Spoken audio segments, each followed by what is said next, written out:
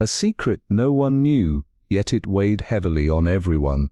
When Margaret Spencer made the biggest mistake of her life, no one realized that behind her anger and fear was something much deeper, something tied to her own past. And when Miss Marple uncovered the first clue of this mystery, each step revealed a new terrifying truth that had been hidden for so long. Was Margaret's downfall simply a wrong decision, or was there a darker plan at play, one that no one had yet uncovered? A slow golden afternoon draped itself over the quiet village of Sinferrymead, settling like an old quilt over its familiar streets. The scent of simmering stew curled through the small yet immaculately kept kitchen of Miss Agatha Marple, mingling with the tang of herbs rising from the bubbling pot. Outside, the village exhaled in that lazy, self-satisfied way that only English countryside settlements could. Hens clucked behind garden gates, the distant thump of a carriage wheel echoed against cobblestones, and from somewhere beyond the hedgerows came the rhythmic snip of Mrs. Brimley's shears, as she pruned her roses with the air of a woman settling old grudges. Life moved in a careful, measured rhythm here, as precise as clockwork. But today, something was different. Miss Marple, stirring her pot in slow, deliberate circles, could sense it, a strange, unseen ripple disturbing the usual pattern of the village. An odd note in the melody of normalcy, a shadow cast where none should be. She lifted her gaze slightly, watching beyond the lace-curtained window as the world outside continued its predictable routine. And yet, beneath that surface there was a hum of something unsettled, something that did not quite fit. And then there was that name, Margaret Spencer, a name that carried weight, a name that cut like the edge of a sharp blade. She was not a local, but her reputation had preceded her. A prosecutor feared as much as she was respected, a woman who could weave testimonies into nooses with a measured stare and a well-placed question. Margaret Spencer did not deal in uncertainty, and yet here she was in Sinferrymead. 2 nights ago someone had seen her pass through the village like a shadow slipping between the cracks of reality. She had gone to Spencer House, her family's ancestral home, a grand estate now left to rot at the edges, its grandeur faded into a hushed decay. No one visited Spencer House. It was the kind of place the world forgot, a house that had become more memory than home, where dust and silence conspired in dark corners. What had drawn her back to that place? What could make a woman so known for her certainty seek out the company of ghosts? Miss Marple tapped her spoon against the rim of her pot and moved towards the small wooden table by the window. From here, she could see across the neat white fence to the vicarage garden, where Reverend Johnstone paced in short, clipped steps, his hands moving in sharp gestures as he spoke to his wife. His manner was tense, his movements quick, like a man trying to outrun a thought. Then, without warning, he turned and strode into his study, shutting the door behind him with the finality of a man locking something away.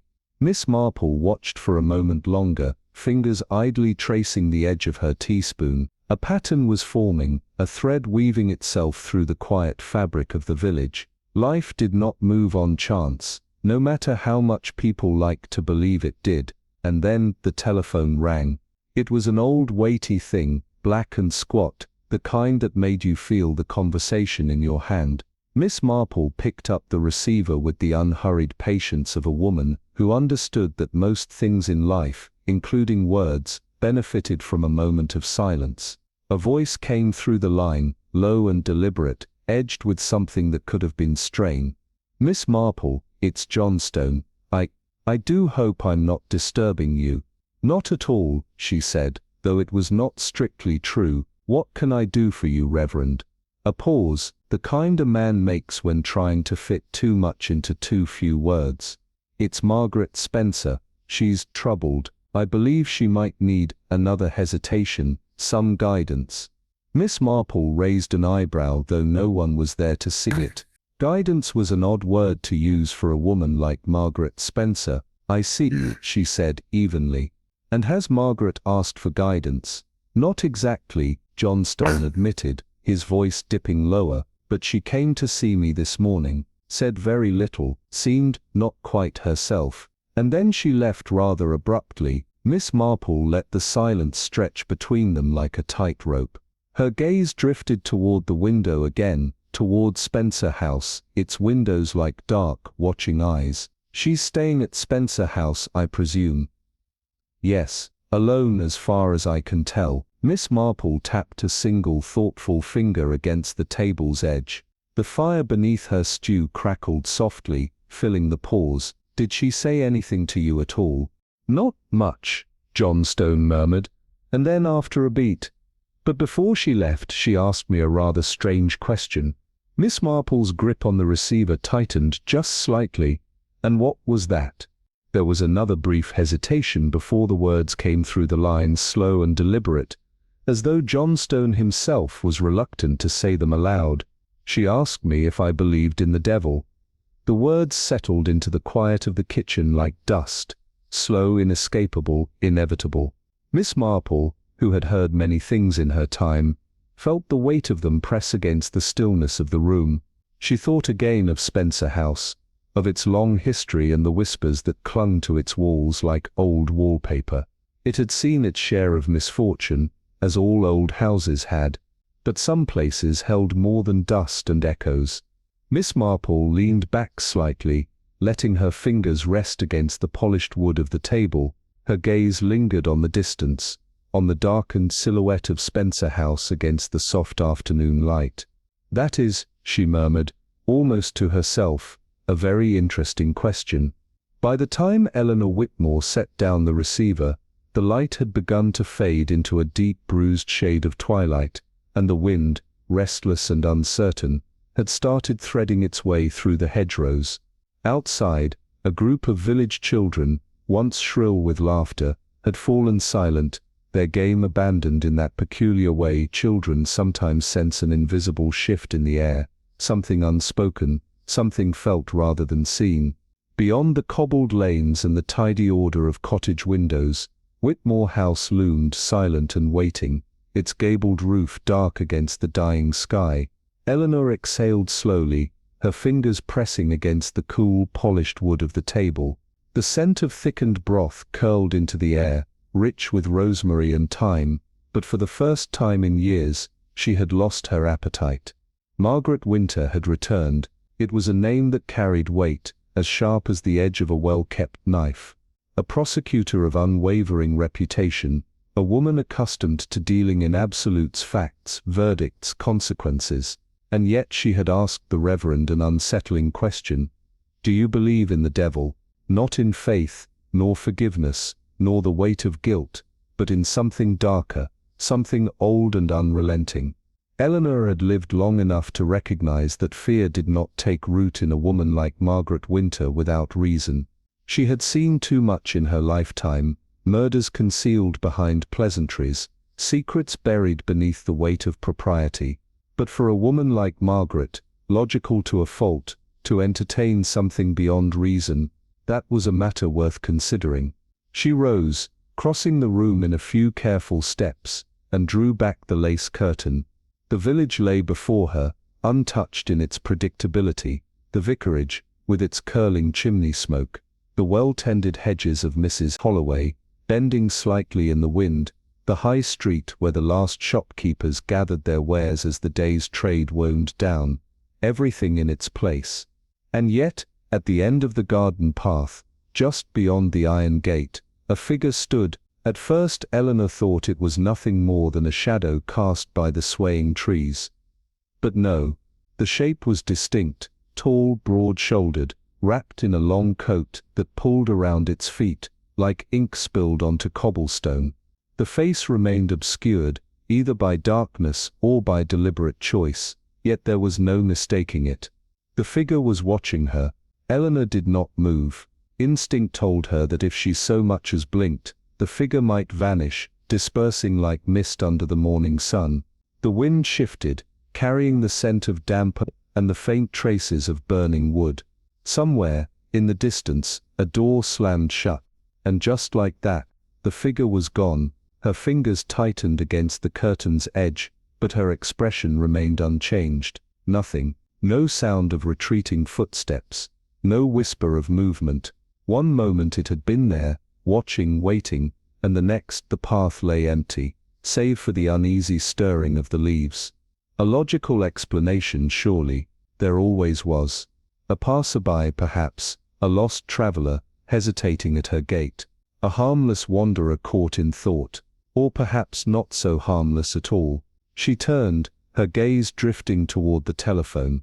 The Reverend had sounded troubled, but not yet afraid. Margaret Winter had asked about the devil, but she had not fled. And yet, a shadow had stood at Eleanor's own garden gate, and Eleanor Whitmore had learned long ago that coincidences were as rare as an honest politician.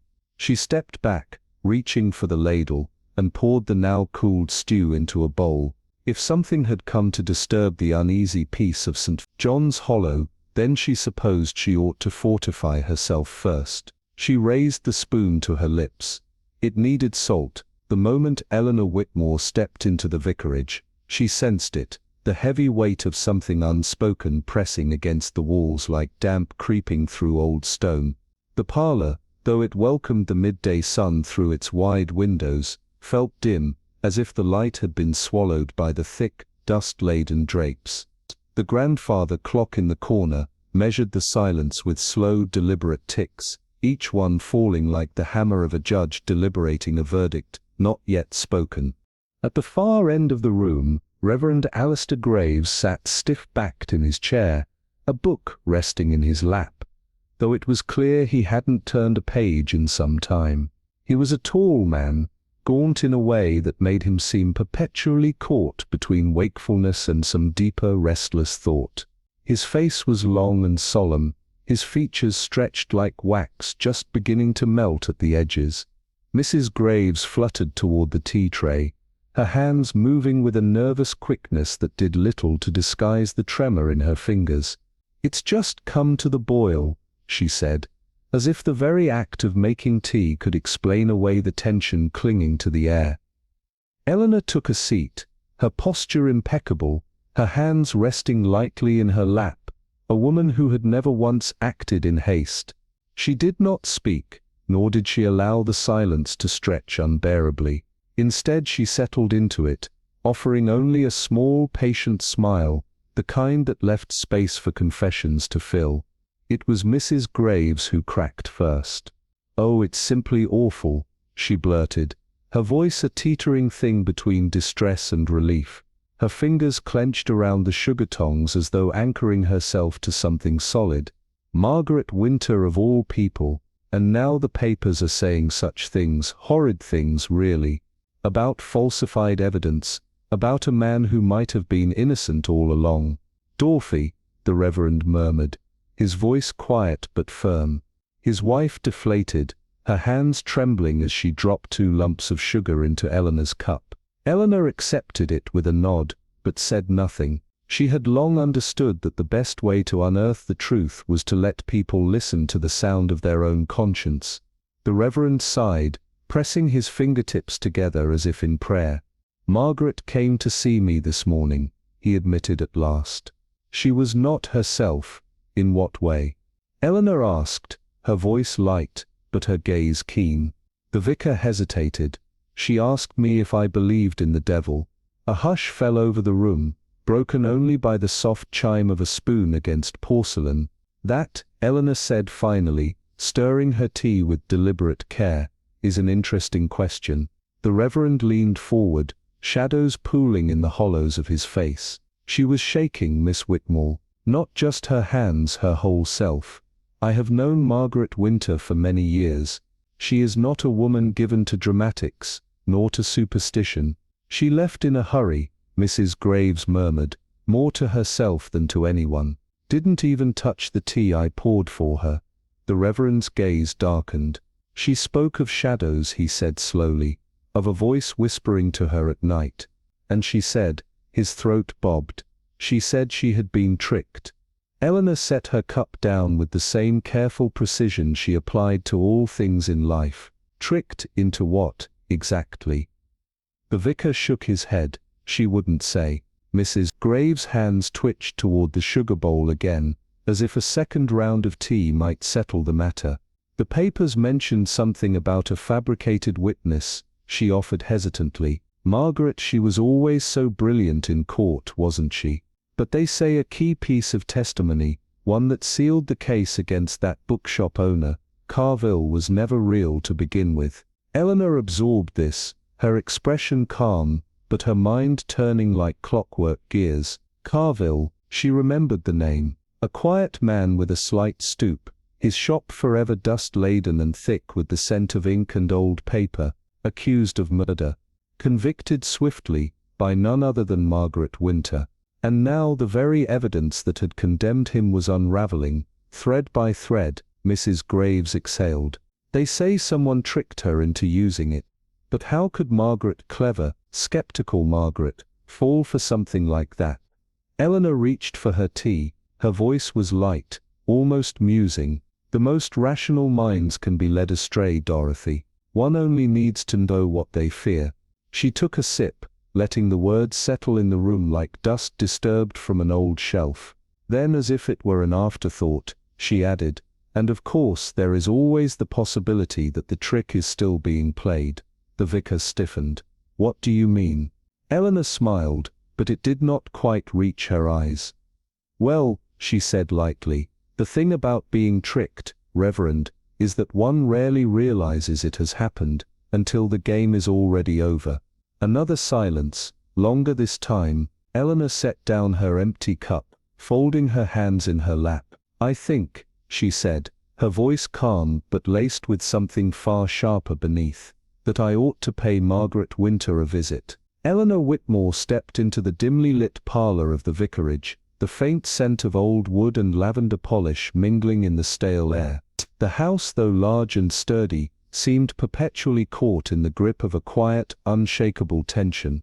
The heavy drapes, despite the sun being high in the sky, muted the light to a dull glow, casting shadows that clung to every corner. The grandfather clock in the corner ticked slowly, each second a reminder of how little time there seemed to be to make things right. Reverend Alistair Graves was sitting in his usual chair, the one that had seen countless confessions but never seemed to offer any answers. His hands were folded, trembling ever so slightly, as though he were caught between the weight of his thoughts and the pressure of words that had yet to leave his mouth. His gaze, darkened by concern, met Eleanor's as she entered, but his lips stayed sealed, as though each syllable was a burden he couldn't bear.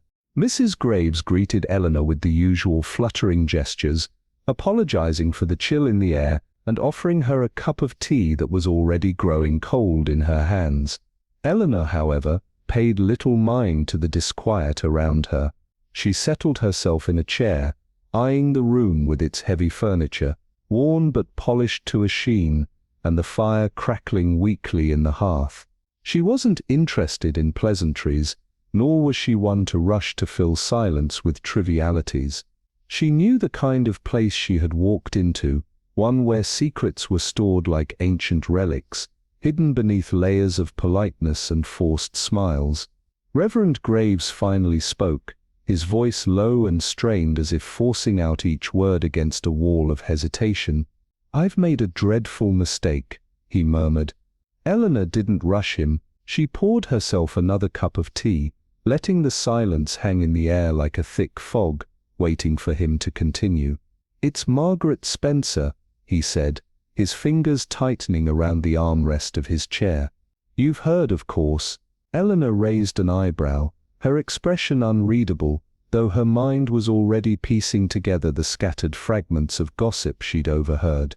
"I've heard many things, but I prefer to hear them from the source," she replied, her tone mild, but the sharpness of her words cut through the room like a blade. The Reverend's sigh was heavy, as though it carried the weight of years of guilt.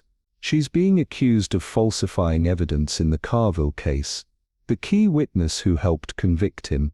It's been proven to be non-existent." The room seemed to shrink around them, the steady ticking of the clock the only sound that filled the space, counting down the moments to something far more dire.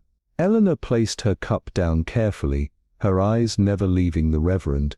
"That's serious," she said at last, her voice a mere whisper, but it carried with it an undeniable weight of judgment. "I know," the Reverend muttered, his voice breaking as he leaned forward. "And Margaret, she swears she didn't know. She says she was misled, but I don't know." His voice cracked under the strain of his thoughts. "She came to me before the trial, Eleanor. She asked me if one could ever truly be certain of justice, of truth." Eleanor's gaze sharpened, but she said nothing, allowing him to continue unraveling himself. The Reverend seemed almost afraid of what he was about to admit. "I told her," he swallowed hard, "that sometimes justice required certainty, even when it could not always be found." Eleanor tapped the edge of her cup thoughtfully. "And now you fear that your advice may have steered her wrong." His nod was slow, reluctant. "She's not a fool," he said, though his voice lacked conviction. "But Margaret, she's always been ambitious, always determined to win, no matter the cost." Eleanor leaned in slightly, her eyes darkening with an insight that only came with years of observing the human psyche. "Ambition, Reverend, is a dangerous thing when it teeters on the edge of obsession. It doesn't take much to push someone over that precipice." The Reverend's face flushed with guilt.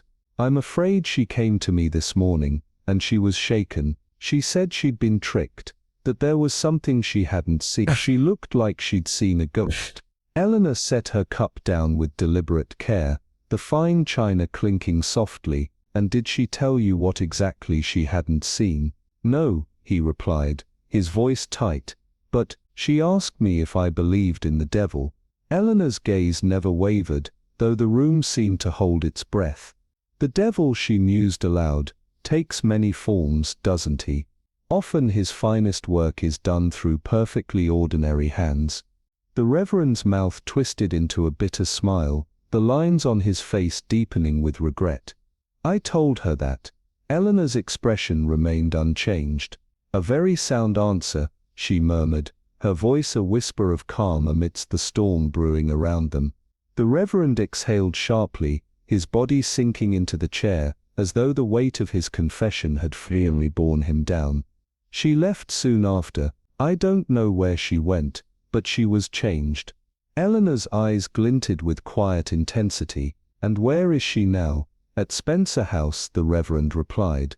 "I believe she's alone." The wind rattled the vicarage's window panes, sending a shiver through the room as the sky darkened outside. The village below stretched out in neat, orderly rows, its streets beginning to empty as the last traces of sunlight faded. But Eleanor, in the midst of this stillness, felt the stirrings of something far more unsettling. She adjusted the cuffs of her cardigan, her movements smooth and deliberate. "I think," she said lightly, though her eyes gleamed with something much darker beneath the surface, "I should pay Margaret Spencer a visit." Eleanor Whitmore settled herself into the overstuffed armchair, her delicate fingers swirling the tea in her cup with deliberate slowness, as though she had all the time in the world, though in truth, she knew time was slipping through her fingers like sand. Across from her, Reverend Alistair Graves sat in rigid discomfort, his hands locked together in a manner that suggested he was holding on to far more than just his composure. His wife, Dorothy, moved around the room like a bird on edge, her quick fluttering steps betraying the nervous energy coursing through her.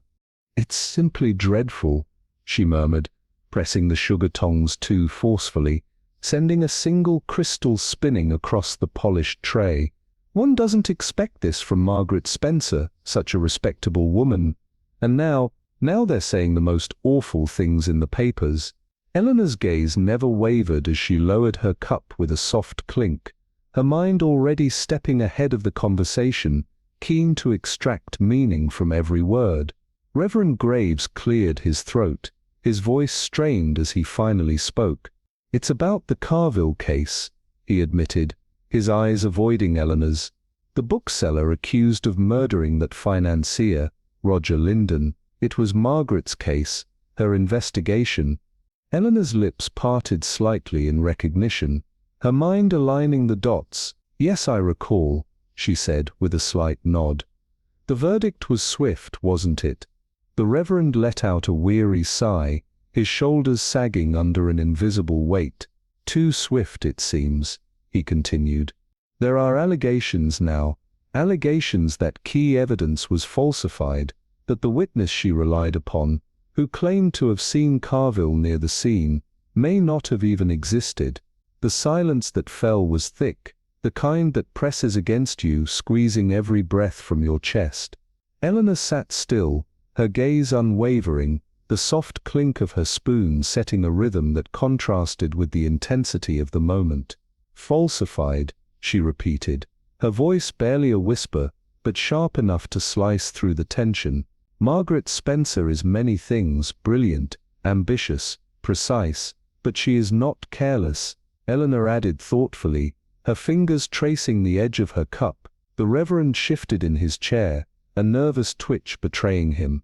"She came to me this morning," he confessed, voice dropping lower. "She was unwell, Eleanor. Not herself. Margaret Spencer is never unwell." Dorothy's eyes widened, her lips pressed into a thin line as she lowered herself into another chair, her hands twisting nervously in her lap. "What did she say?" Eleanor asked, her voice soft but with an unmistakable edge of inquiry. The Reverend hesitated, his gaze flickering to Dorothy before returning to Eleanor. "She asked me if I believed in the devil," he said, the words hanging in the air like a fog. Dorothy's hands clenched tighter, her knuckles pale against the softness of her skirts. The silence that followed was not the quiet one might expect, but one brimming with something darker, something unearthed. Eleanor set her cup down carefully, her eyes narrowing with a quiet curiosity. "The devil," she echoed. "What did you tell her?" Reverend Graves' voice faltered as he recounted his response. "I told her that the devil takes many forms, that sometimes he works through the hands of men, that even the best of us, when frightened or desperate, can find ourselves complicit in things we do not fully understand." Eleanor's lips curved slightly, but it wasn't a smile, more of a knowing acknowledgement. "A very wise answer," she murmured, her tone never changing, though the sharpness beneath the surface was unmistakable. The Reverend exhaled deeply, his shoulders sagging even further. "She left soon after," he continued, his words clipped with the exhaustion of a man unraveling. "She wouldn't say much else, but I could see it. She was afraid." Eleanor tilted her head slightly, her gaze piercing though her expression remained calm. "Afraid," she repeated, her mind working quickly to piece together the fragments. "Of what?" Dorothy's voice trembled as she twisted her fingers tighter. "What could frighten her?" she asked, her words barely a whisper. Eleanor didn't answer immediately. She adjusted the cuffs of her cardigan with slow deliberation, as though considering her next move on a chessboard. The room seemed to grow heavier with each passing second, and the air around them seemed to thicken, weighed down by the unspoken. "Where is she now?" Eleanor asked, her voice barely above a murmur. The Reverend glanced towards the window, where the evening had begun to creep in, casting long shadows over the village below. "Spencer House," he replied, his voice distant, as if he too could feel the weight of the darkness outside. "She's alone." The word hung in the air, heavy with implication. Eleanor rose slowly from her chair, her movements smooth and measured, like a predator preparing to make its move. She reached for her gloves, the soft leather gliding over her fingers as her mind calculated the next step.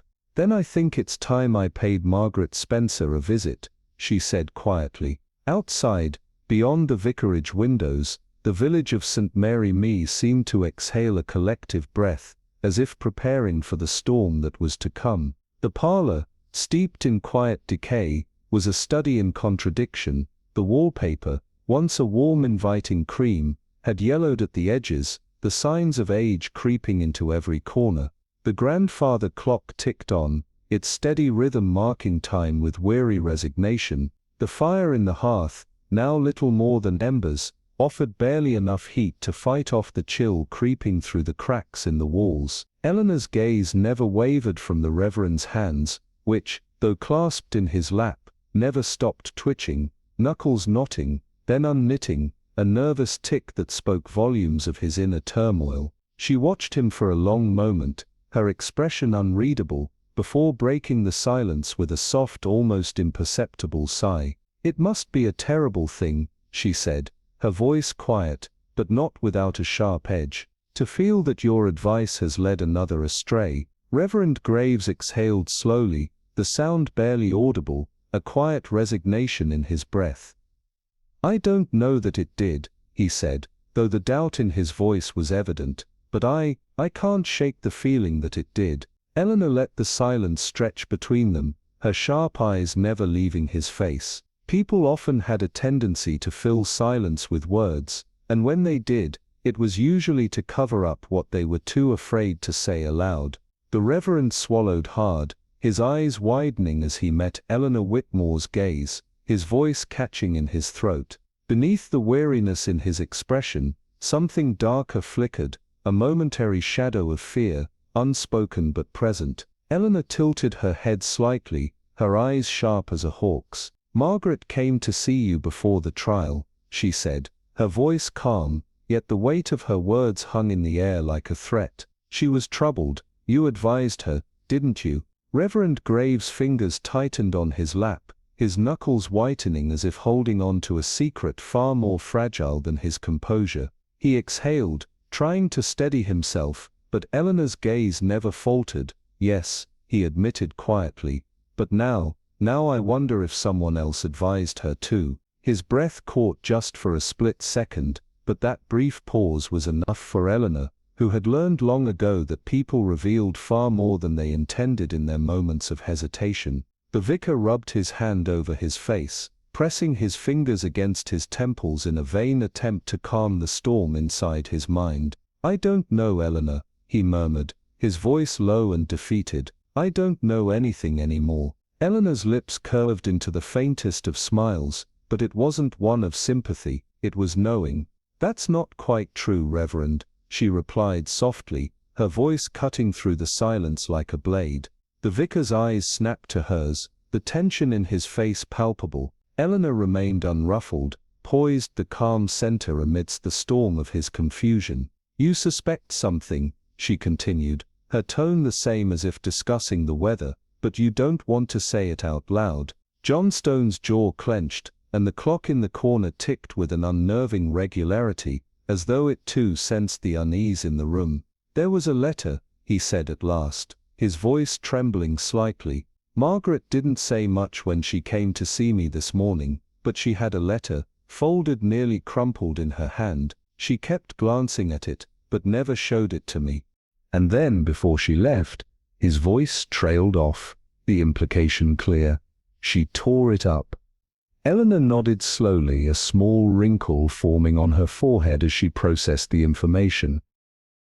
"It frightened her, didn't it?" she asked, her eyes narrowing ever so slightly. The vicar's hands began to fidget again, the nervous habit betraying his inner turmoil. "Yes," he admitted, barely above a whisper. "It frightened her." Dorothy Graves, who had been sitting quietly by the window, suddenly made a small involuntary sound. It was hardly a word, just a breath, but the message it carried was clear. "Margaret Spencer," she said, her voice quiet but firm, "is not easily frightened." Eleanor turned her head, her gaze sweeping over Dorothy with careful consideration. The woman's words carried weight.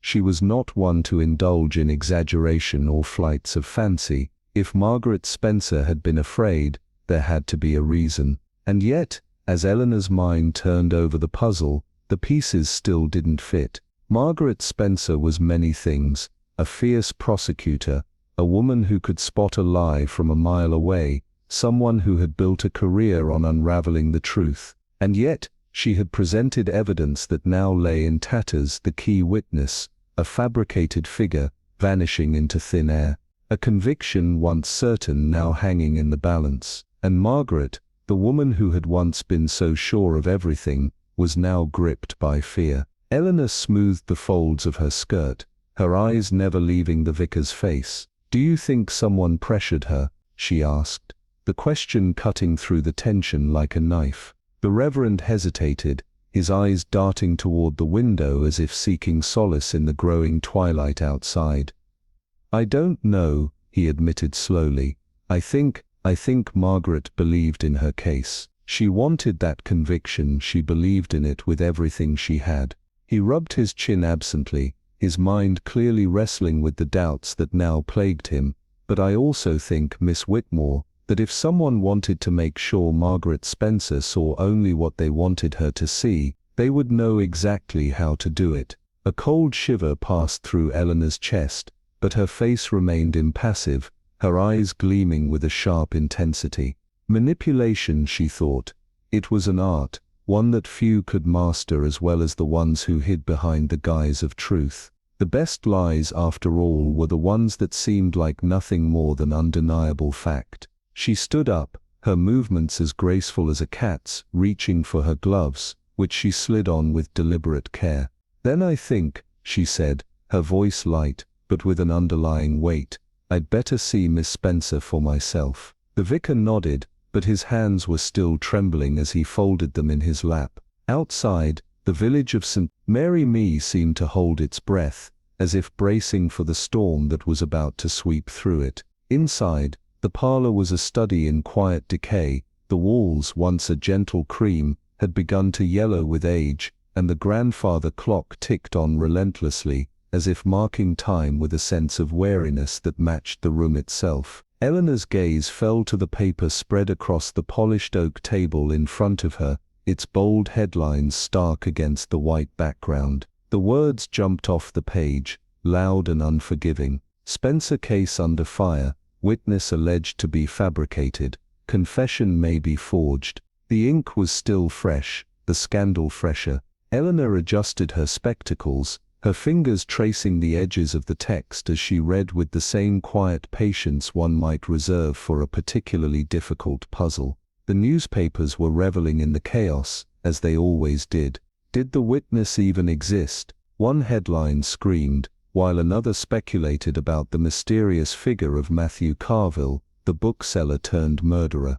Once a quiet man with no more ambition than selling rare editions at a discount, Carville had now become the center of a public frenzy. Eleanor's finger skimmed along another column that detailed the unraveling of the case. It has come to light that the prosecution's key witness, whose sworn testimony placed Carville at the scene, cannot be located. Court records now reveal that the witness's name appears only on handwritten statements, which have been deemed questionable. Furthermore, reports suggest that the signed confession attributed to Carville may have been altered, possibly not even originating from him at all. Eleanor sat back, the words settling heavily in her chest. Deception, manipulation, a carefully constructed house of lies, and yet, no one had noticed until it was already too late. Her fingers reached for another paper, this one from a smaller publication. The words blurred as her mind focused, zeroing in on the one detail that mattered. If someone wanted to make Margaret Spencer see only what they wanted her to see, they would know exactly how to do it. The question was no longer about guilt, it was about who was controlling the narrative, and why. The air in the room grew thick with unspoken tension, and Eleanor Whitmore's fingers tapped lightly against the table, the sound barely audible but heavy with meaning.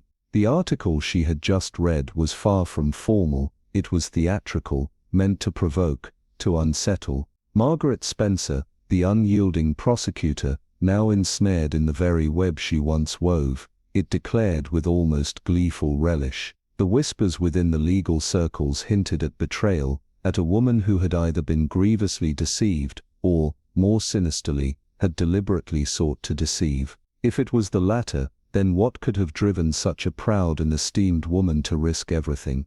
The question lingered, unanswered, as Eleanor set the paper down and considered the puzzle before her. Margaret Spencer was not someone given to carelessness. She was meticulous, calculating, too intelligent to be hoodwinked without cause. She had either believed the evidence she presented, or worse, she had wanted to believe it, clinging to the illusion of certainty in a world that had already begun to unravel. The stillness of the room was broken only by the faint rattle of a cart passing by outside. The village of St. Mary Me, quiet and untouched by scandal, carried on its usual rhythms, its people blissfully unaware of the firestorm consuming the courts of London. But even here, whispers about Margaret Spencer were growing, snaking through the cobblestone streets and into the hearts of its inhabitants. Margaret, the prosecutor who had never once faltered, had lost control. Eleanor's fingers hovered over the edges of the paper as she folded it with a deliberate precision. Her eyes narrowed, tracing the tangled web of accusations that had been sown. There had to be a pattern somewhere beneath the ink, beneath the lies. A thread waiting to be pulled loose, unraveling everything in its wake. Eleanor adjusted her gloves with the practiced ease of someone who had spent a lifetime in pursuit of truths others were too afraid to confront. If there was one thing she knew, it was how to mend an unraveling thread. The air outside had a sharp bite to it as she stepped into the cold morning, her hat tilted at just the right angle, her coat brushing the ground with every step.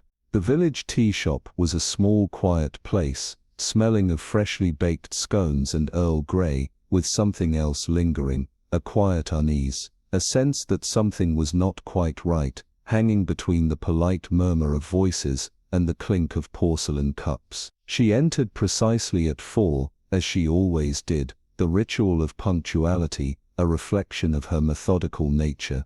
The tea shop, small and almost charming in its ordinariness, was not the place one would expect a conspiracy to unfold. But then again, one could never underestimate the power of secrecy in the most unassuming of places. She chose a table by the window, not for the view but for the advantage it gave her, to observe without being observed too closely. 5 minutes passed before Margaret Spencer arrived, and Eleanor's eyes took in the subtle changes that had come over her since their last meeting. Gone was the woman who had stood in courtrooms, unshaken and resolute. In her place was someone far more fragile, as though the weight of 1,000 unspoken doubts had begun to press down on her. Margaret moved with a slight unsteadiness, her posture rigid but betraying a nervousness that couldn't be hidden. She sat down, her coat buttoned too tightly as though she were trying to hold herself together, her gloves clutched in her hands like a lifeline. Eleanor watched, noting the smallest of details first, how Margaret's eyes flickered to the door before sitting, how her fingers trembled as they hovered over the sugar tongs before abandoning them altogether. The smudge of ink on her left cuff, hastily wiped but still visible, an indication of a mind far too distracted to care for such trivialities.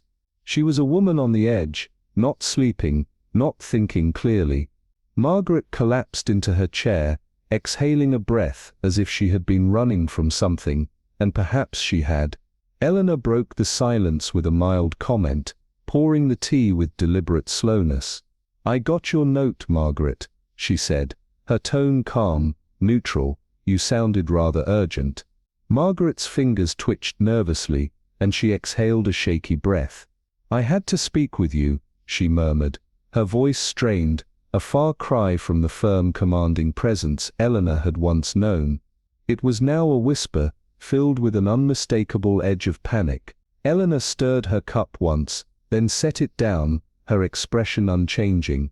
"Speak, my dear." Margaret hesitated, her gaze darting around the room before she leaned in closer, her voice dropping lower, as though fearing someone might hear. "The witness," she began, her words coming in a rush, "the one I built the case on, he never existed." Eleanor's face remained a mask of composure, but inside a chill spread through her chest. "Go on," she prompted gently, urging Margaret to continue. The pressure in Margaret's voice grew, the words tumbling out in a torrent. "I didn't fabricate him," she said quickly, almost defensively. "I swear to you, I didn't. Someone made me believe he was real." Eleanor's gaze never wavered as Margaret leaned forward, her hands clasped so tightly that her knuckles were turning white. "I received letters," she continued, her voice shaky. "Anonymous letters. They detailed this man, his name, where he had been the night of the murder, what he had seen. And then came the phone calls." Eleanor set her cup down, her interest piqued. Margaret's voice dropped even further, now thick with dread. "A man called me. I don't know who he was. His voice was calm, measured as if he knew things he couldn't possibly have known. Margaret laughed then, but it was a dry, humorless sound. "And I did what I had never done before," she whispered. "I took it on faith. I trusted a witness I had never met, and now everything is falling apart." Eleanor's eyes narrowed, the wheels in her mind turning with dangerous speed. There was more to this story, much more, and Margaret, it seemed, had been played, perhaps more than she knew. Eleanor took a slow, deliberate sip of her tea, considering the pieces of this mystery and how they fit together. A carefully constructed web of deceit was slowly unraveling, and Margaret Spencer was at the center of it all, caught between truth and lies. The question was, who had placed her in this position, and why? Eleanor's hands remained steady, fingers pressing the edge of her napkin with an almost painful slowness, twisting the fabric between her fingers, as though it were a lifeline. "I built my case around him," Margaret whispered, her voice strained, the words thick with disbelief. "I believed he would come forward, when the time was right." The weight of her words seemed to fill the tiny tea shop, the air growing heavier with every passing second. Margaret's grip on the linen napkin tightened, her knuckles white as she twisted it into a tight knot, almost as if she could undo the damage by force of will alone, but she couldn't. "He didn't." Margaret's voice cracked, the finality of her words hanging in the air, "because he didn't exist." The shop around them felt smaller now, as though the walls were closing in with the truth, with the crushing realization that the foundation Margaret had built her career on was nothing but sand. Eleanor Marple, ever composed, took another sip of her tea, her demeanor as calm as if they were discussing the weather. "The man on the phone," she said, her voice almost a murmur, her gaze fixed on Margaret with quiet intensity. Margaret shook her head sharply, a single tear escaping from the corner of her eye. "Gone," she whispered, the word falling from her lips like the last of her hope. "No more letters, no more calls, as if he was never there at all." Eleanor, unflinching, reached for another biscuit, her movements slow and deliberate, the picture of calm. Margaret stared at her, the hollow look in her eyes telling the story of sleepless nights and growing paranoia. The woman who had once been unshakable, unyielding, now looked as though she might shatter at any moment. "You've built your career on certainty," Eleanor said softly, breaking the silence, her words sharp, but without malice. "On knowing what's real, and what isn't, but someone took that certainty from you, twisted it, and left you here." Margaret's laugh was brittle, a sound so devoid of humor that it sent a chill through the room. "A cruel trick," she whispered, "but a clever one." Eleanor dusted the crumbs from her fingers, her hands folding neatly in her lap. "Indeed," she said lightly, her voice almost thoughtful, "that is rather inconvenient, isn't it?"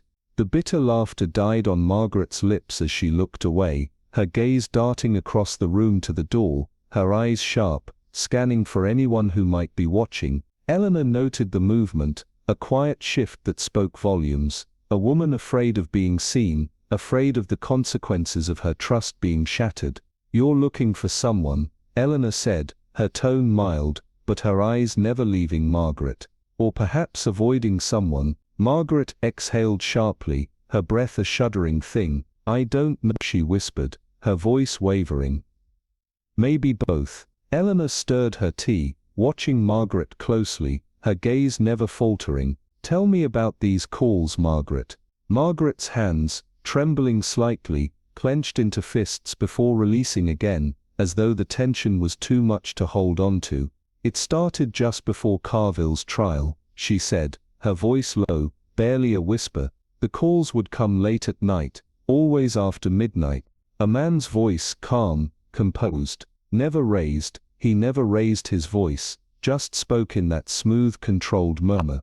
Margaret's voice faltered, her fingers twitching, as if trying to grasp the remnants of her control. "He told me he had a witness. He gave me details, little things, precise things, where Carville had been, what time he had arrived at Lyon's house, things I could verify, and when I checked, they checked out." Her voice cracked as she swallowed hard, the weight of the admission pressing down on her chest. Every single one, she added in a whisper. Eleanor's expression was unreadable as she placed her cup down, the delicate porcelain making no sound as it met the saucer. The quiet was almost oppressive now, the distant clink of teaspoons barely audible in the background. Margaret shifted uncomfortably in her chair, the small room feeling increasingly stifling, and yet the witness never appeared. Eleanor said, her voice the softest of reminders of the core of the mystery that had begun to coil tighter around them both. Margaret's jaw clenched, her eyes flashing with frustration. No, she said, her tone flat, devoid of any hope. Because he didn't exist. The space between them seemed to close, the distance shrinking with each word. Outside, the sound of carriages rolling over the cobblestone streets echoed faintly, a distant hum of village life continuing as though nothing was amiss. But inside, the air was thick with the scent of deceit, of lives being unraveled. Margaret leaned forward, her voice barely a whisper, her hands gripping the table so tightly her fingers turned white. "He told me I would lose everything," she said, each word slow, heavy with the weight of confession, "and I believed him."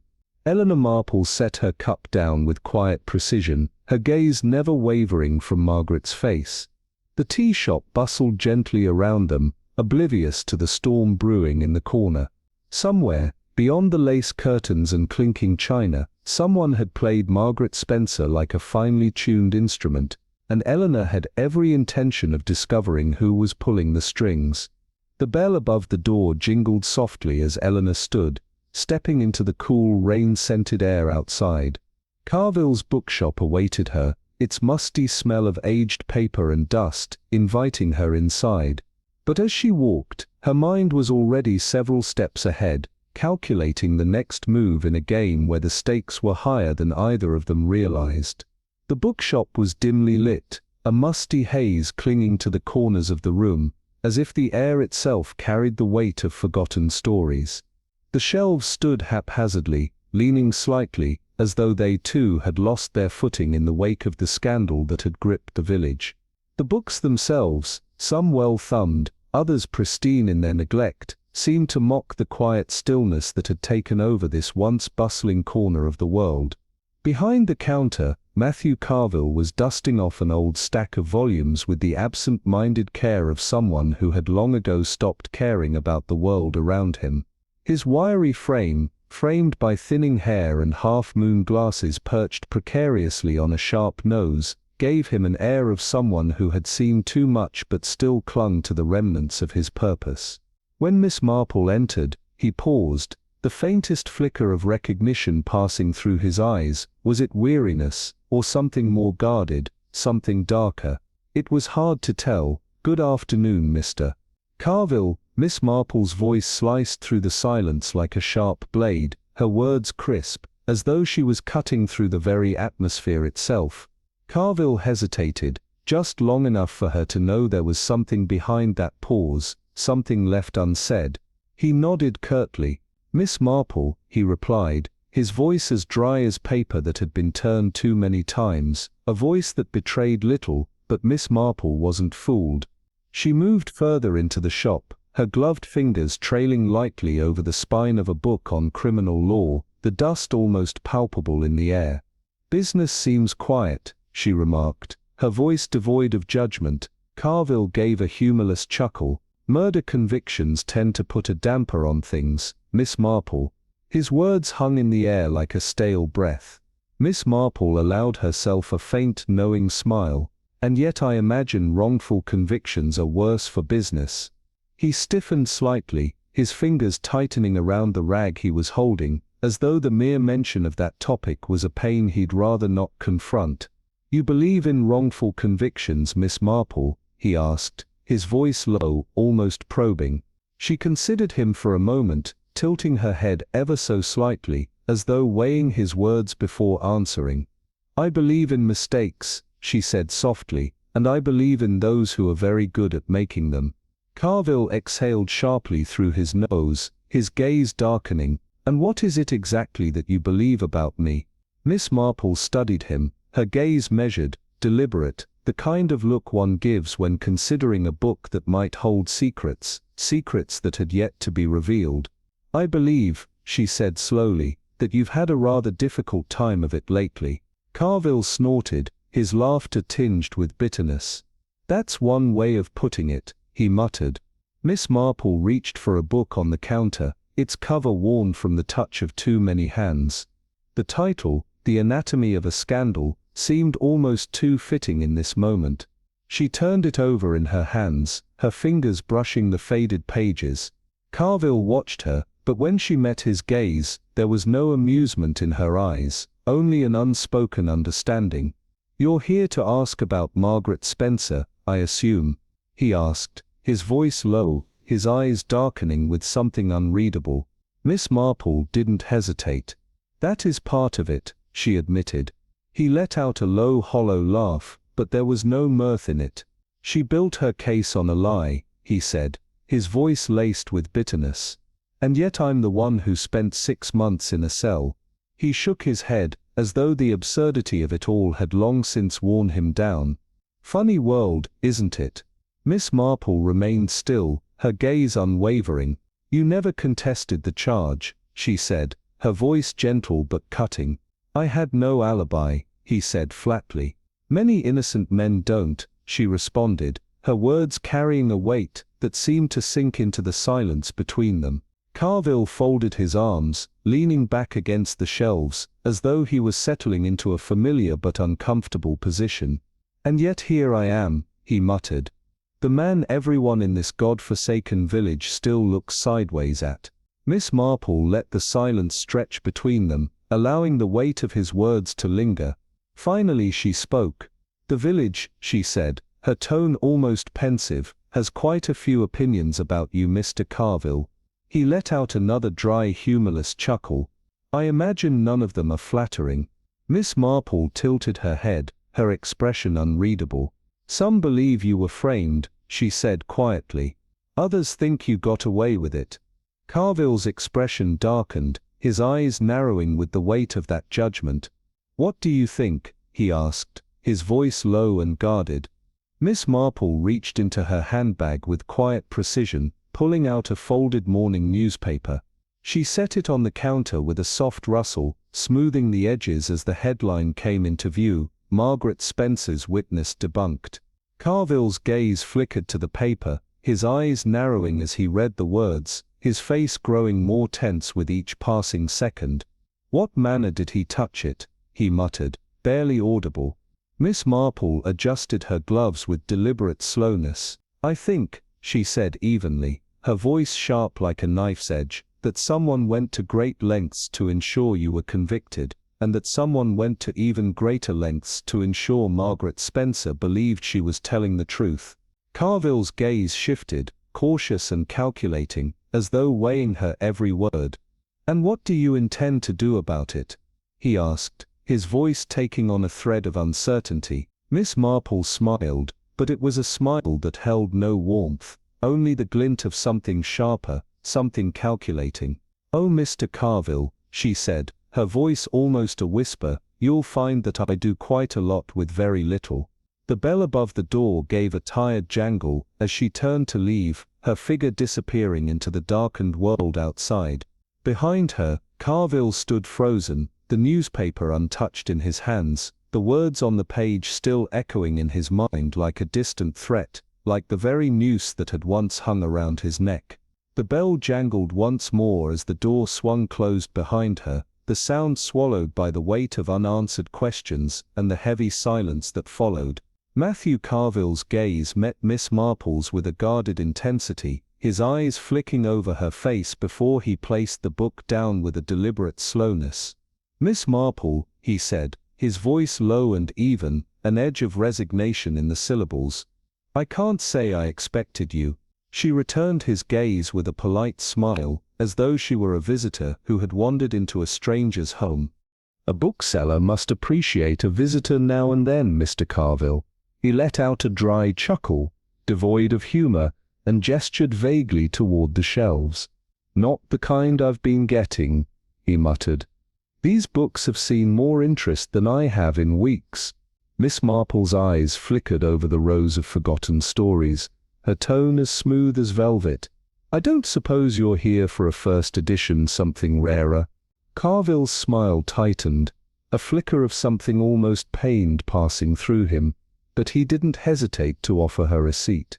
He motioned toward the small wooden stool beside the counter, and Miss Marple, with an unhurried grace, sat down, smoothing the creases of her skirt as she did so.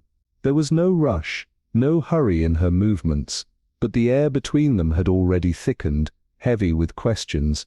"You believe I killed Roger Linden?" His voice broke the silence, flat and direct, as though he were speaking of a distant and irrelevant matter. Miss Marple stirred the non-existent sugar in her empty hands thoughtfully, her eyes never leaving his.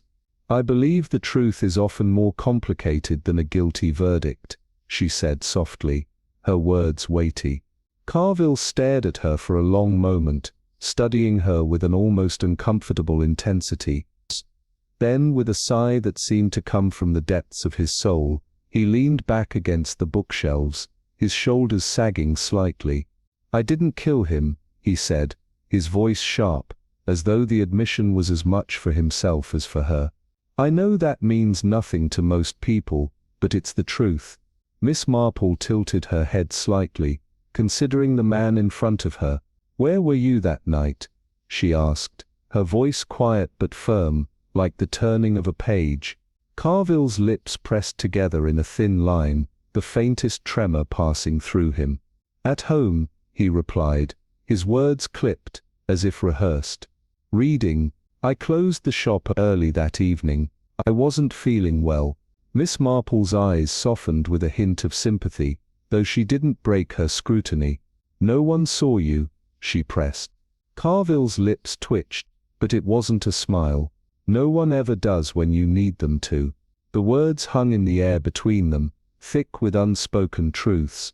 His hands, restless and twitching, betrayed him, fingers tapping against the counter, curling into a loose fist, then relaxing, as though caught in an endless cycle of defense mechanisms. He was a man used to protecting himself, but uncertain of how to protect his innocence. "Margaret Spencer," Miss Marple said, her voice cutting through the tension like a razor.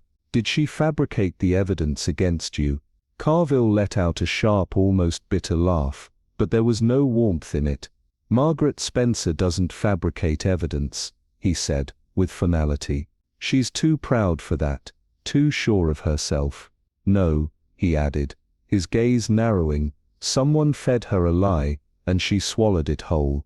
Miss Marple's eyes remained fixed on him, her expression inscrutable. "Someone who wanted you convicted," she said slowly, as if piecing together a puzzle no one had yet dared to finish. Carville hesitated, the weight of her words pressing down on him.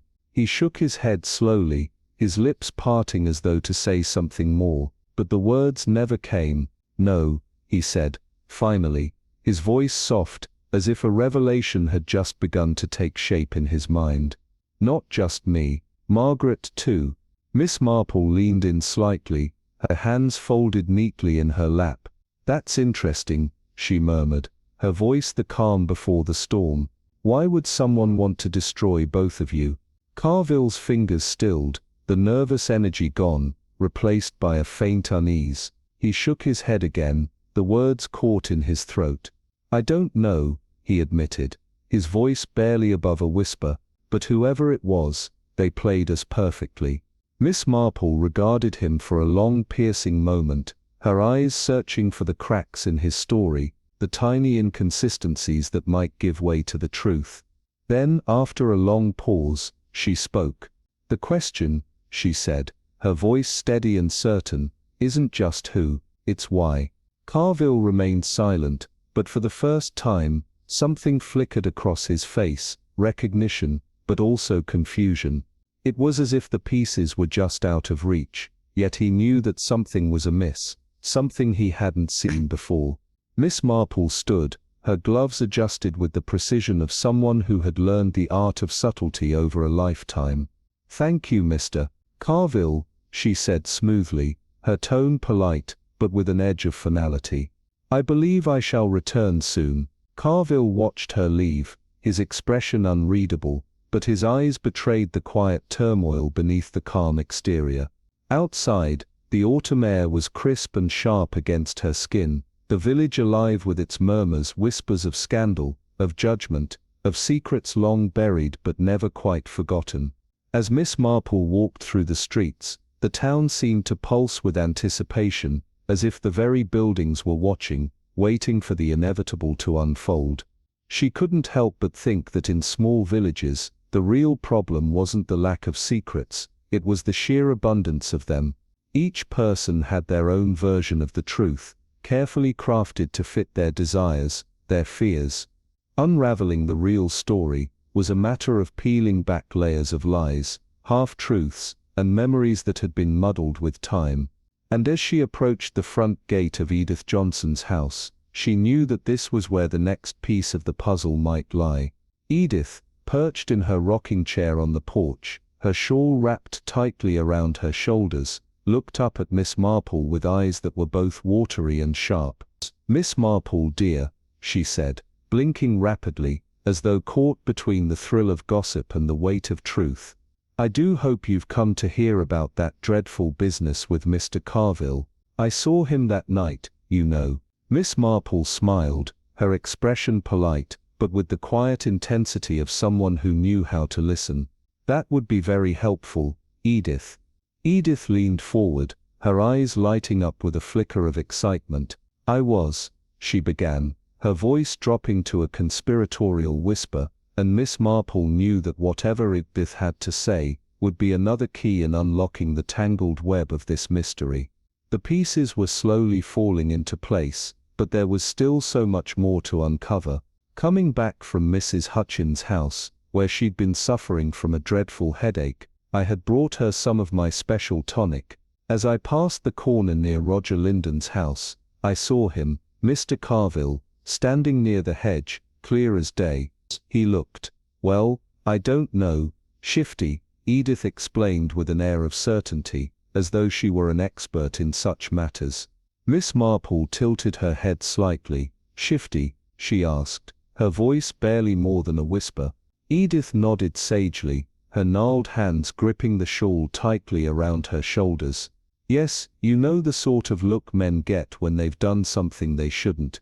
Miss Marple did not in fact know, but she nodded politely anyway, as one does when presented with the well-worn theories of an elderly village gossip. Edith took a deep breath, her brow furrowing as she thought back, trying to piece together the moment. "Well, let me think," she murmured. "It must have been just before 8 or maybe a bit after. I remember because the church bells rang not long after I got home, but wait, no, that was another evening, wasn't it? Oh dear, maybe it was later than I thought." She blinked rapidly, a momentary confusion passing over her face. Miss Marple's expression never wavered, composed as ever. "You're certain it was Mr. Carville?" she asked quietly. Edith clutched her shawl tighter. "Of course it was. Mind you, my eyesight isn't what it used to be, and I did forget my spectacles that evening, but I know a guilty man when I see one." Miss Marple offered a polite smile, but filed the testimony away as unreliable, all the same. There were too many cracks in Edith's memory, too many gaps. Another few streets over, Miss Marple found Thomas Beale, a man who had appointed himself the village's authority on everything, whether anyone asked for his opinion or not. He ran the general store, kept track of everyone's comings and goings with the precision of a tax collector, and always seemed to manage inserting himself into local matters, just enough to be mildly irritating, but never enough to be accused of actual meddling. He greeted Miss Marple with a broad smile, one that didn't quite reach his eyes. "You're asking about Carville, aren't you?" he asked, his voice oozing with the assumption that he already knew her thoughts. Miss Marple, who rarely bothered with confirming what others already suspected, simply nodded. Beale snorted in mock derision. "Ridiculous, the whole thing. I saw him in his shop that night. He was there when I came in to settle my account, looked half asleep, barely listening to a word I said. If you ask me, the man couldn't have stabbed a turkey, let alone Roger Linden. Miss Marple adjusted her gloves, her gaze steady as she asked, "And what time was this, Mr. Beale?" He hesitated, tapping his fingers on the counter in a show of thoughtfulness, though his eyes betrayed a quick calculation. "Must have been around 8:30, or a little before, or maybe, well, actually, I can't quite remember." His voice trailed off, unsure now, but he was there. Miss Marple raised an eyebrow, her gaze sharpening. "And yet you're so certain of the time when you arrived?" Beale's smile twitched, an uncomfortable shift in his expression. "Well, you know how it is, Miss Marple. A man's memory is always clearer when he isn't being questioned, or when he knows what he's meant to remember." Miss Marple's voice was a soft murmur. "Indeed, Mr. Beale, memory is a peculiar thing. It often takes shape only when we realize someone is watching."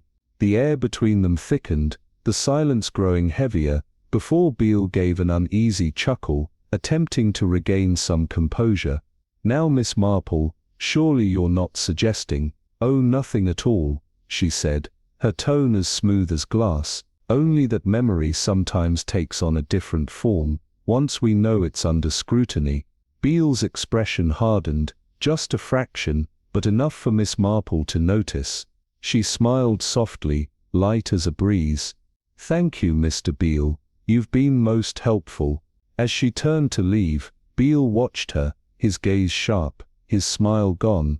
The question of Carville's whereabouts on the night of Roger Linden's death loomed ever larger, but the village of St. Mary's was a place where truth was often molded and reshaped into something more palatable. Two conflicting stories about the same night, each given with unshakable certainty, suggested that something was amiss. Edith Johnson, well-meaning but unreliable, had placed Carville at the scene of the crime. Thomas Beale, far too confident for comfort, had placed him elsewhere. Which meant one of two things: Carville had been in two places at once, or someone had deliberately orchestrated a lie, framing him with precision. Miss Marple continued her walk, deep in thought, knowing the game was larger than Carville himself. He was either a pawn or a player in something far more intricate. The night air was crisp, the scent of earth and autumn clinging to the air, as Miss Marple made her way to Spencer Cottage. It stood at the edge of the village, half hidden behind unkempt hedges that seemed to have lost their battle with time. A single light flickered in the front room, uncertain whether it should stay on or go out. Miss Marple rapped her knuckles sharply against the door, her call resonating in the stillness. No response. She knocked again, louder this time, and after a moment, the hesitant shuffle of footsteps approached from the other side. The door creaked open to reveal Margaret Spencer. This wasn't the woman Miss Marple had seen in the courtroom, cold, steely and unwavering. No, this woman was something else. A woman caught between certainty and doubt, a figure worn thin by the burden of her choices. Margaret Spencer stood in the doorway, her face pale and drawn, her usually immaculate hair falling loosely from its pins in disarray. Her eyes, rimmed with exhaustion, darted past Miss Marple before locking onto her with something that resembled disbelief. "You're here," Margaret whispered, as if she had only just comprehended the inevitability of this moment. Miss Marple stepped inside without waiting for an invitation, the door creaking shut behind. "You expected me?" she asked quietly. Margaret let out a bitter, humorless laugh, her shoulders slumping as though the weight of something unseen was bearing down on. She answered, her voice tinged with resignation. "But I should have." The sitting room was a chaos of discarded papers, an overturned teacup on the table, the faint scent of stale smoke from a cigarette half smoked and abandoned in an ashtray. On a side table by the armchair, the telephone sat off the hook, the receiver dangling precariously. Miss Marple took it all in with practiced ease, her sharp gaze scanning the room. "It looks like you've had a difficult evening," she remarked, her voice steady but filled with quiet concern. Margaret's hand fumbled through her disheveled hair as she let the door close behind her. "For calls," she muttered, her voice barely above a whisper, her eyes darting nervously. Every time nothing but silence, or almost silence. She paused, her brow furrowing as though trying to recall something fleeting. There was a sound, she added, her voice low, almost reluctant to voice it, a faint sound, like static, or breathing. She exhaled sharply, shaking her head as though dismissing the absurdity of it. Always after midnight. Miss Marple moved toward the desk, her fingers trailing lightly over the scattered papers. They weren't legal documents or case notes, these were letters, crumpled and torn in places, many anonymous. Margaret watched her as she perused the mess but did not speak. After a moment, she broke the silence. "Go on," she said quietly, her voice tinged with resignation. Miss Marple didn't look up. "You're afraid," she observed. Margaret scoffed, but the laugh was weak, hollow, the bravado clearly false. "I don't frighten easily," she said, but her voice lacked conviction. "No," Miss Marple agreed calmly, "but something has made you question everything you thought you knew." Margaret swallowed hard, turning away from Miss Marple as though the words were too much to bear. She gripped the back of a nearby chair, her knuckles white, as though the very piece of furniture were the only thing keeping her upright. "I thought I had control," she murmured, her voice distant. "I thought I knew what I was doing, but now," she gave a bitter laugh, one that didn't even resemble humor. "Now, I don't even know if I've been playing my own game, or someone else's." Miss Marple moved to the side table, picking up the telephone receiver. She held it to her ear, listening to the hum of the disconnected line. "Did you speak when you answered these calls?" she asked quietly. Margaret blinked, caught off guard. "What?" she asked, her confusion palpable. Miss Marple turned to face her. "When you answered the calls, did you speak first?" Margaret hesitated, her mind slowly grasping the significance of the question. "I think so," she said, her voice uncertain. "Yes, I think I did." Miss Marple set the receiver back on its cradle, and turned to Margaret. "And what did you say?" Margaret's breath hitched, the weight of the memory pressing in on her. "I said, 'Who is this? What do you want?' But there was never an answer, just silence, and then, nothing." Miss Marple nodded, her eyes narrowing with thought. "There's a method to this madness," she said quietly. "Someone who calls 4 times at midnight, and says nothing but static or whispers, is trying to tell you something. They want something from you, and that something is fear." Margaret pressed a trembling hand to her temple, her eyes squeezed shut as though trying to block out the thought. "They're playing with me," she whispered, her voice cracking under the strain. Miss Marple smoothed the front of her cardigan, her expression calm but serious. "Yes," she said softly, "and rather well, I might add." Margaret let out a sharp, hollow laugh, the sound echoing in the stillness of the room. "I'm glad someone's impressed," she muttered, her voice tinged with bitterness. Miss Marple stepped closer, her tone dropping to a near whisper. "Has it occurred to you, Margaret, that these calls aren't meant to frighten you into submission, but rather to keep you unsettled, to keep you off balance?" Margaret stiffened, her eyes widening with the realization. "You mean—" "Yes," Miss Marple said softly. "Someone has carefully orchestrated this to make sure you're in a constant state of uncertainty. A prosecutor who questions her own instincts is a prosecutor who makes mistakes." Margaret stood motionless, the weight of Miss Marple's words sinking in. "So I would ask myself," Miss Marple continued, her voice deceptively mild, "who benefits from keeping Margaret Spencer afraid?" The air in the room felt denser now, as though the very walls were closing in, filled with an unspoken tension. Margaret's hand fell to her side, and when she finally spoke, her voice was barely above a whisper. "I don't know." Miss Marple studied her closely, her gaze intense. "But I suspect," she said quietly, "you have a very good idea where to start looking." Outside, the wind stirred the hedges, a rustling whisper against the darkened night. In the distance the church bell struck once, a solitary note in the quiet. Inside Spencer Cottage, The phone sat silent, waiting for midnight to come again. The clock on the mantel had just struck 10, but inside the cottage, it might as well have been midnight. The air hung heavy with unsaid words, the oppressive weight of sleepless nights pressing in on the dimly lit room, a single lamp flickering as if uncertain whether to stay on or fade into darkness. As Miss Marple sat across from Margaret Spencer in the dimly lit room, the weight of the situation pressed down on them both. The once sharp, confident prosecutor now seemed to shrink under the crushing burden of her own unraveling mind, her eyes clouded with sleepless nights, and a deep, unsettling fear.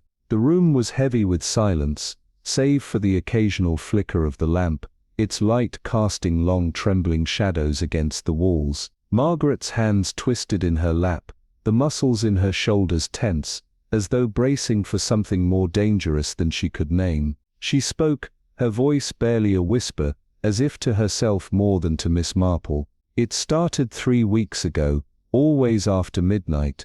Her words felt fragile, like glass about to shatter, as though she had never allowed herself to say them aloud before.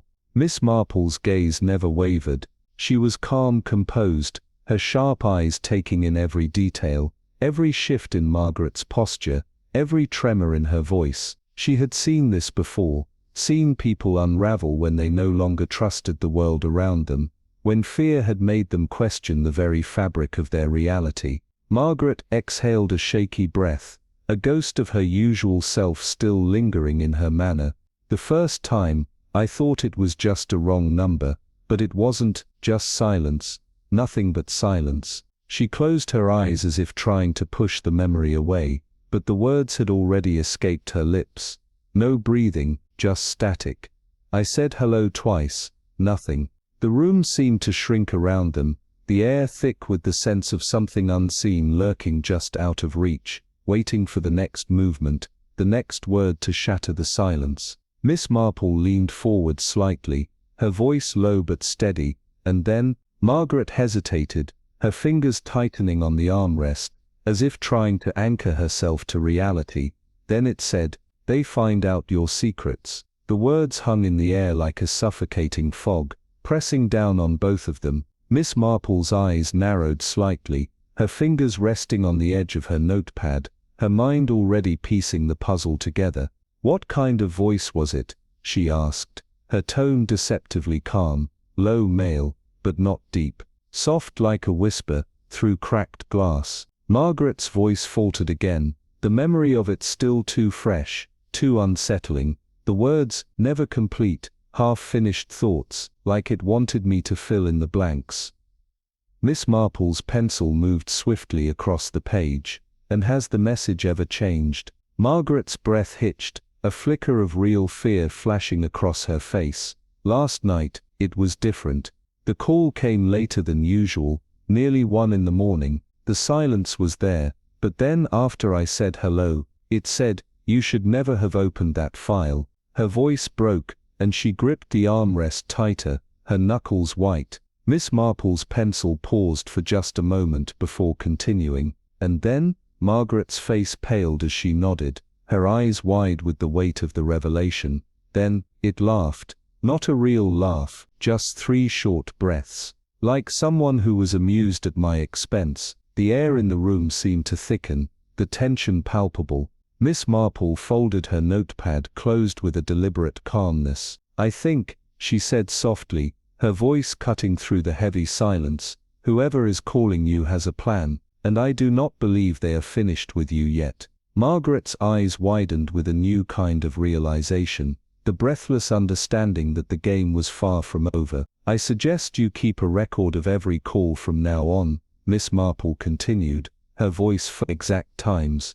"Every word, every silence. Someone is trying to manipulate your every move, and they are watching closely." Margaret's laughter was hollow, bitter.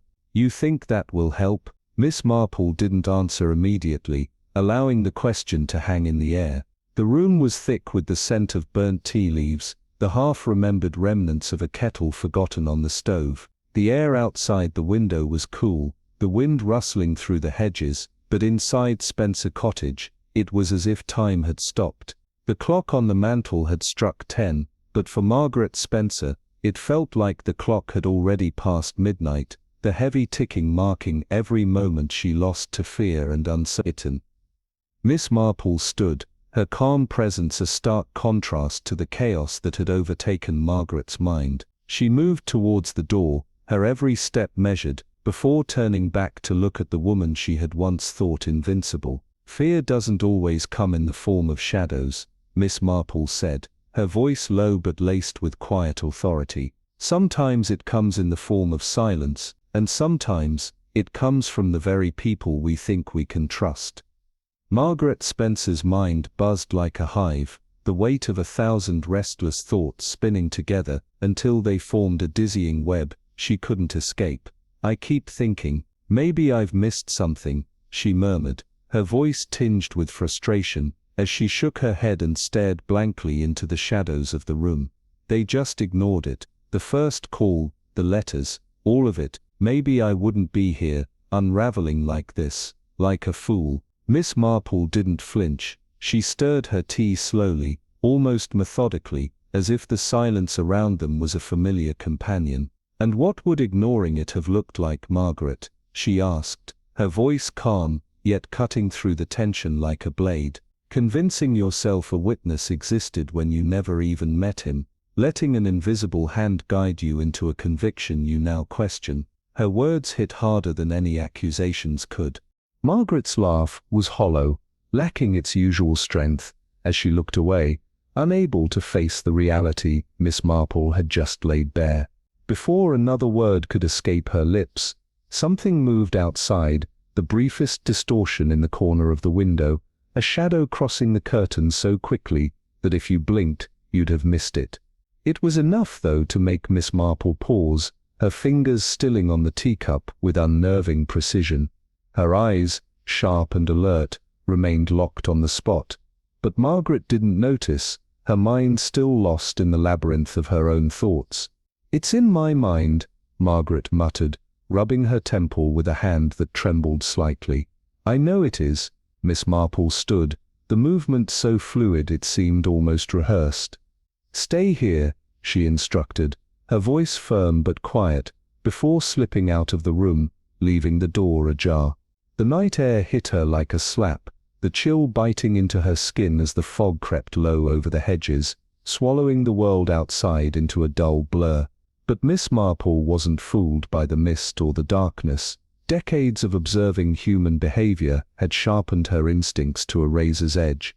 She could feel someone out there. The rustle came first, low and careful, a footstep too deliberate, but not careful enough.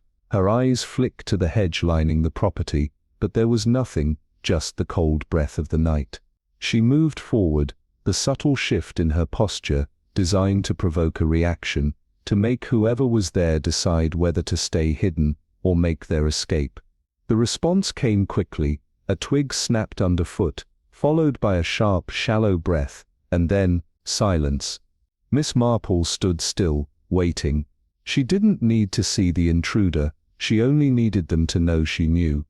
After what felt like an eternity, the figure retreated, the stillness confirming they had decided their game was over. Miss Marple exhaled through her nose, brushing her sleeve absent-mindedly, before turning back toward the cottage.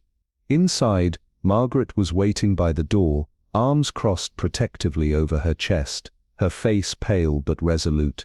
"There's no one there," Margaret said, but her voice faltered, uncertainty lacing her words. Miss Marple, dusting her gloves together, replied, "Perhaps not now." Margaret stepped back inside, the door clicking shut behind her with an unsettling finality. The warmth of the room seemed to close in, but it didn't erase the tension. Margaret, still unwilling to acknowledge the weight of what had just happened, forced a bright smile that didn't reach her eyes. "It's just paranoia, Miss Marple," she said, her voice too bright, too forced. "That's what happens when you don't sleep. You start seeing things that aren't there." Miss Marple's gaze met hers, unwavering, and spoke with quiet intensity. "Yes, dear, but sometimes the things you see are there. And someone out there, wants to make sure you never know the difference."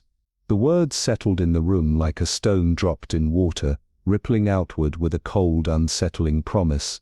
The fire crackled in the hearth, casting long, shifting shadows that seemed to move of their own accord, growing longer and darker with each passing moment. Outside, beyond the hedges, the darkness inched closer, pressing in just a little more. As Miss Marple sat at her kitchen table, the world outside was awakening, the usual rhythm of the village shopkeepers dusting windows, postboys whistling through the lanes, carrying on as if nothing was amiss. Yet inside, the quiet clink of Miss Marple's teaspoon against porcelain was deliberate, the sound soft but filled with purpose, like a puzzle piece clicking into place. Her table, covered with newspaper clippings, notes and fragments of conversations from the past few days, appeared disorganized at first glance, but Miss Marple knew better. She set the spoon down with the precision of a surgeon preparing for an incision, adjusting her glasses and scanning the notes with a detachment that only someone who had spent a lifetime watching people's secrets unfold could muster. The timeline was clear. It all started at 8 p.m. On the night of Roger Linden's murder.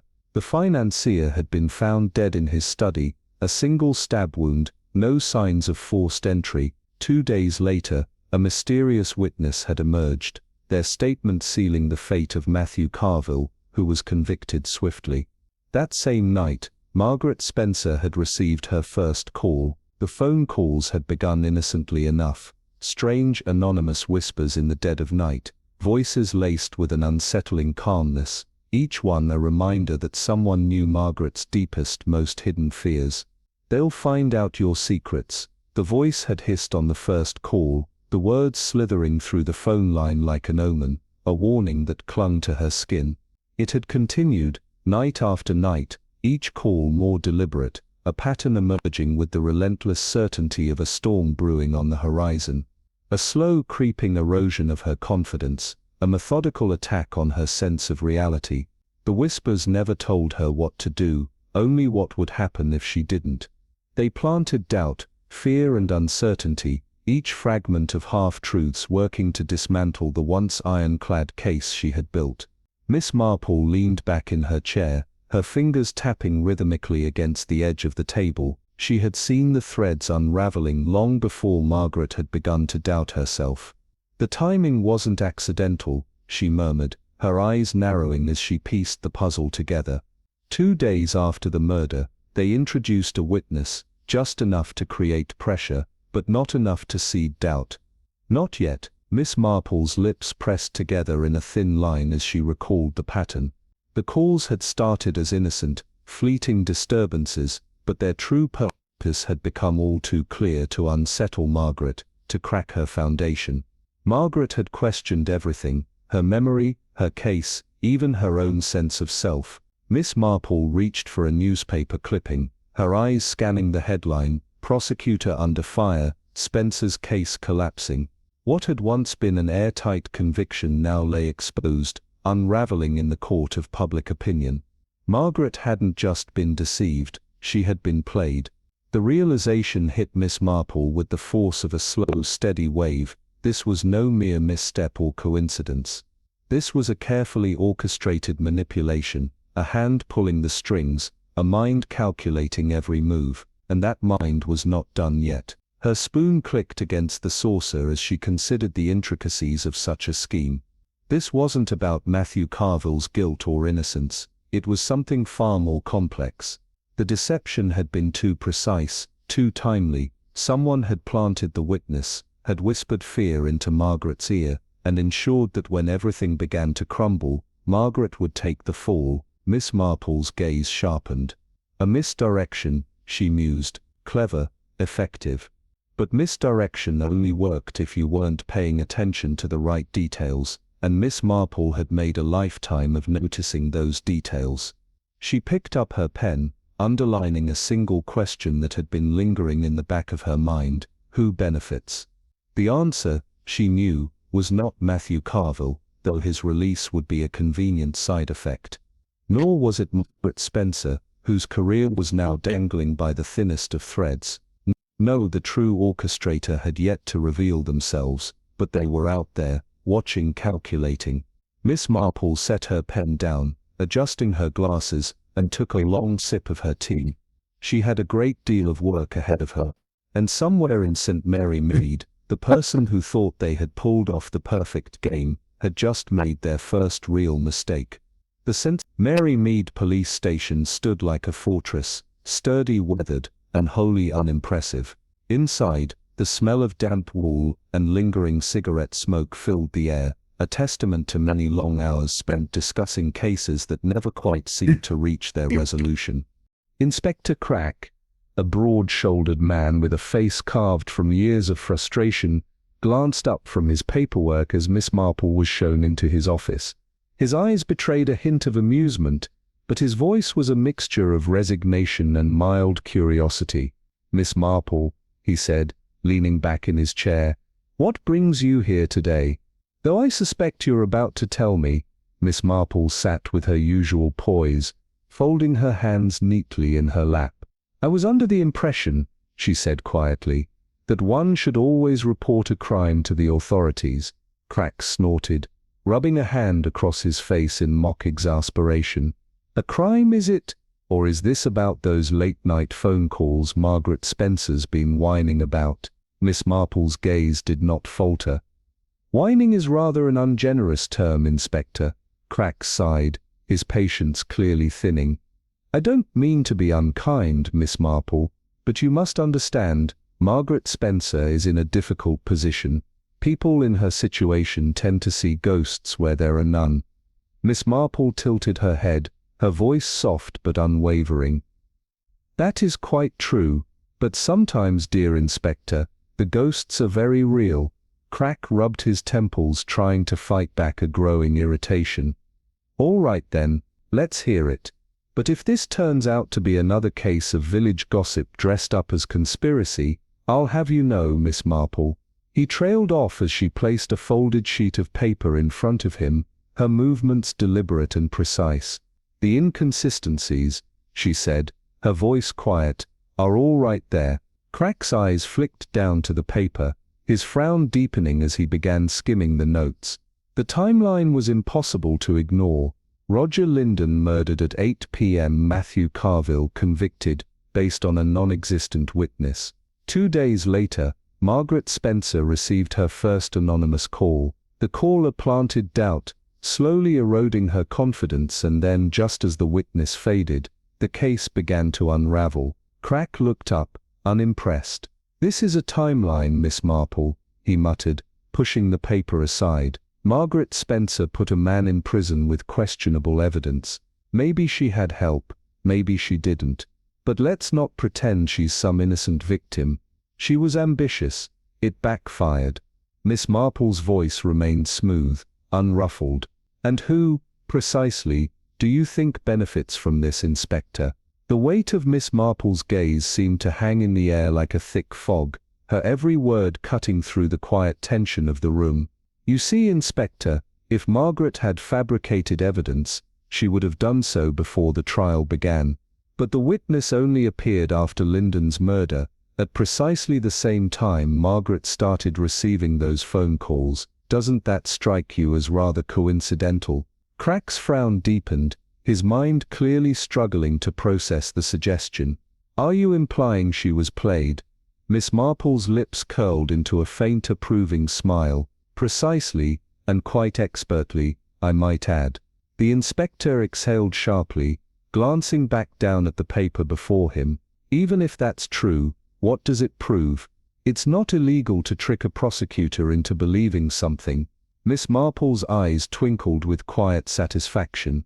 "It's not illegal to trick someone, no, but it is illegal to forge evidence with the intent to pervert justice." Crack rubbed his temple, the gears in his mind grinding as he slowly pieced the puzzle together. "So you think someone set Spencer up, got her to present false evidence, and then used her to discredit her and overturn Carville's conviction?" Miss Marple stood, adjusting her gloves with careful precision. "I don't think, Inspector. I know," she said, her voice low and resolute. "And the real question is, who benefits? Crack watched her as she walked out, his fingers drumming absently against the desk. He wasn't ready to admit it, but Miss Marple might just be onto something. The next morning, the village of St. Mary Mead was cloaked in a thick oppressive fog, the kind that whispered through the cobbled streets and seeped into the corners of the quiet homes. At the Rose and Crown, the first customers had gathered, their voices low and hushed, barely audible over the clinking of teaspoons against delicate china. Miss Marple, as ever, took her usual seat by the hearth, where the fire had not quite managed to chase away the lingering chill of morning. She stirred her tea with slow, deliberate patience, her mind already sifting through the tangled mess of the case. Margaret Spencer's career was in ruins, and Carville's once airtight conviction was unraveling, thread by thread, just as Margaret's reputation had. Somewhere, someone had orchestrated it all with the precision of a master craftsman, and though the who was still an enigma, the why was beginning to take shape. Miss Marple's sharp ears caught a fragment of conversation from a nearby table, quiet, purposeful, and not meant to be overheard. "Well, you know her father never quite lived it down," came the murmur. Miss Marple didn't turn to face them, but she did adjust her teaspoon ever so slightly, an unconscious sign that she was listening. "Shame really," said Mrs. Aldridge, a stout woman with a sharp taste for gossip, and a predilection for strong cherry brandy. "Margaret always tried to scrub the stain off the family name. Did a good job of it too, until now." Another voice, more cautious, responded. "The other woman, Mabel Dunn, you know. She's always had a knack for knowing too much." Mrs. Aldridge sniffed. "A leopard doesn't change its spots, dear. You can dress up a scandal in a courtroom and call it justice, but it's still scandal underneath." Miss Marple's hand paused, her spoon poised over her cup as the pieces began to click into place. Francis Spencer, Margaret's father, once a respected financier, had been destroyed by a scandal decades ago. Not convicted, but ruined nonetheless. And now, it seemed, Margaret's carefully reconstructed reputation was collapsing in much the same way. Coincidence? Miss Marple didn't believe in coincidences. She set down her tea, and adjusted her gloves with deliberate ease, her mind racing. Margaret's father had nearly brought down a number of powerful names back in the day, had he? Was it possible that someone had been waiting all these years, biding their time, ready to return the favor? If so, had Margaret been the true target? Or had she merely been the most convenient pawn in a much larger, more dangerous game? Miss Marple adjusted her hat, the sharpness of her thoughts cutting through the fog as she stood, her resolve clear.